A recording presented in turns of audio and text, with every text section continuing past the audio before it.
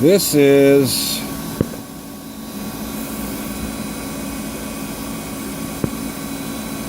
Kennametal Harvey 6 flute, ball nose end mill, just using up the flute.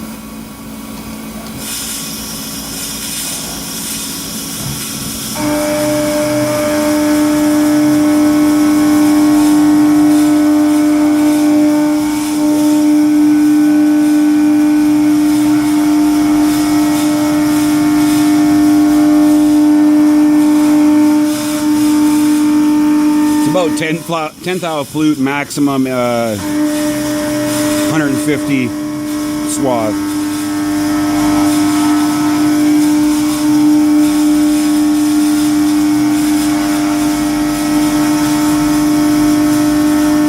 Just it's important to bang that scale off there and not face through it.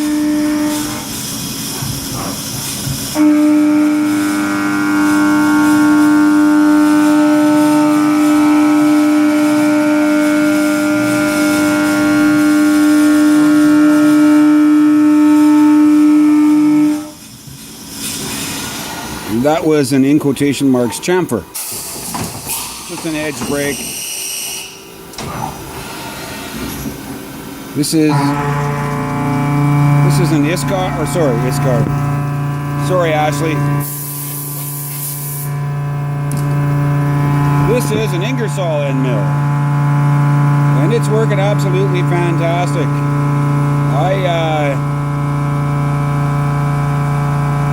The feed rates on this side are down a little. Well, they're not really, they're certainly not low. They're higher on the second side because this part's not really seated vertically in the vise. It's only grabbed by the jaws and maybe 3 points.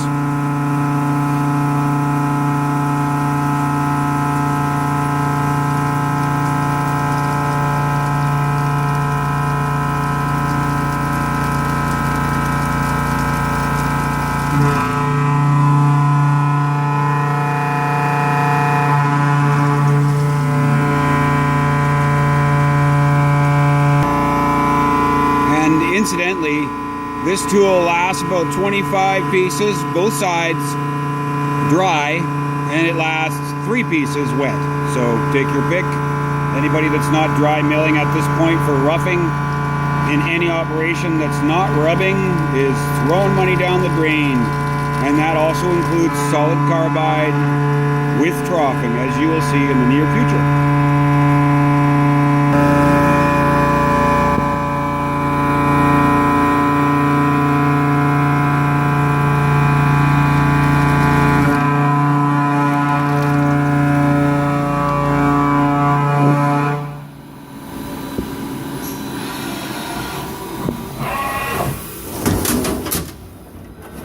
And there she be, ready to flip over with the edge brake on from the ball nose.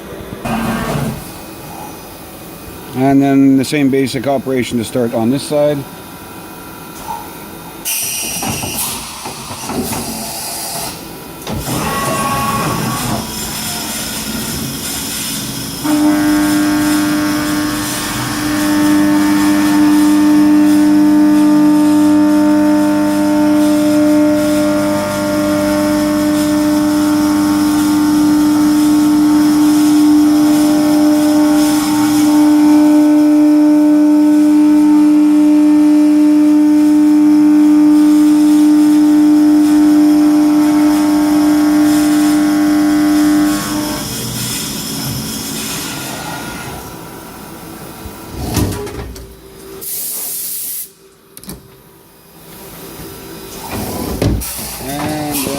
The same Ingersoll.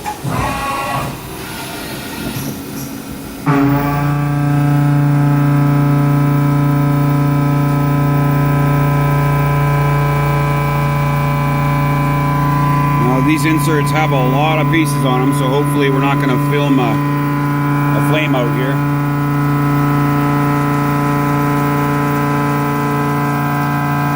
That's 50 inches a minute. 185 to 200 thou depth of cut. I can't remember. I think it's 5 or 6 thou. And 575 surface.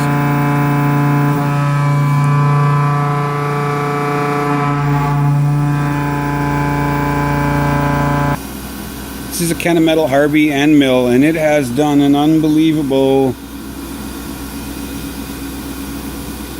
20 sides of this troughing. 20 sides. And the end mill shows cornering on one corner, otherwise nothing.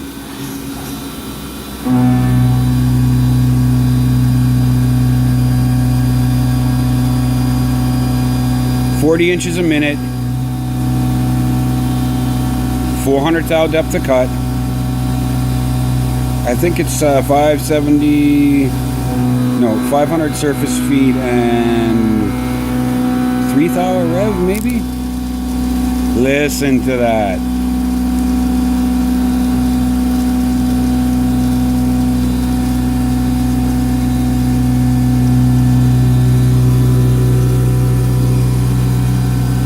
And you watch this second cut. It ejects there. I've not even with a coolant blaster, 1,000 pounds per square inch, have I ever seen chips ejected from a troughing cut like this. Look at them go. It's craziness. And that tool is in there to the fucking hilt. It has about 50 thou clearance on the holder, and it runs all week, man. I'm gonna take it out soon just because I feel sorry for it.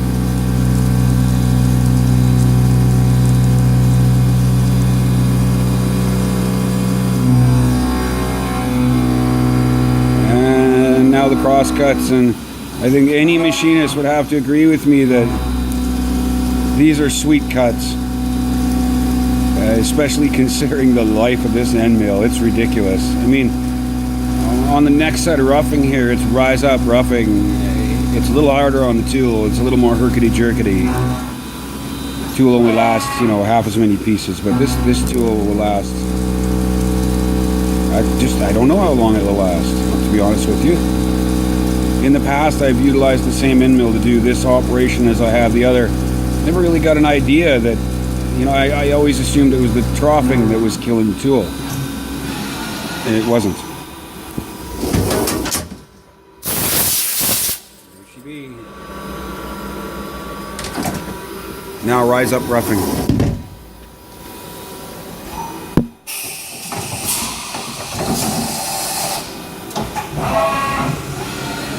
Takes a relief cut.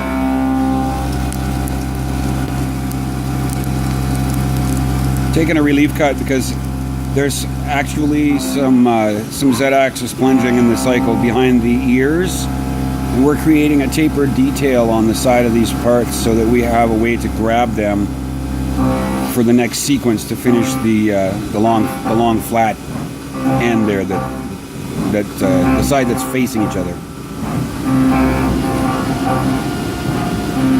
And this is also kind of sweet. It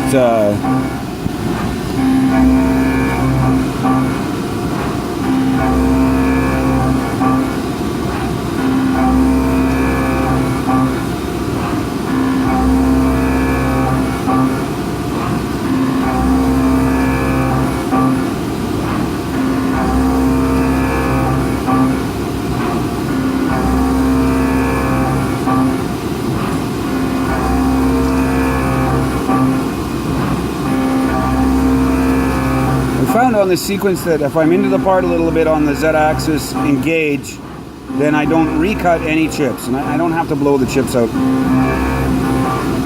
See that right there?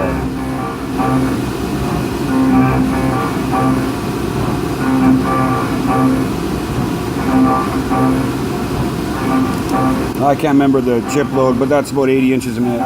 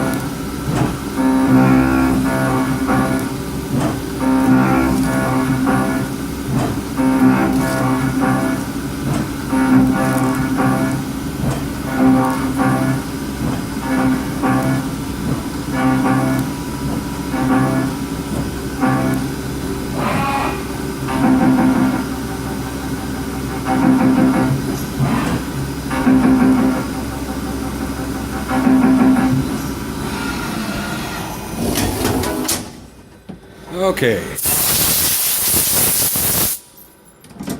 Okay, so the next few tools, we're just going to refine these details here so we can grab them in our dovetail jaws for the next sequence. And we're going to drill a few holes in this area and a pinhole just to get us onto our plate for our next operation.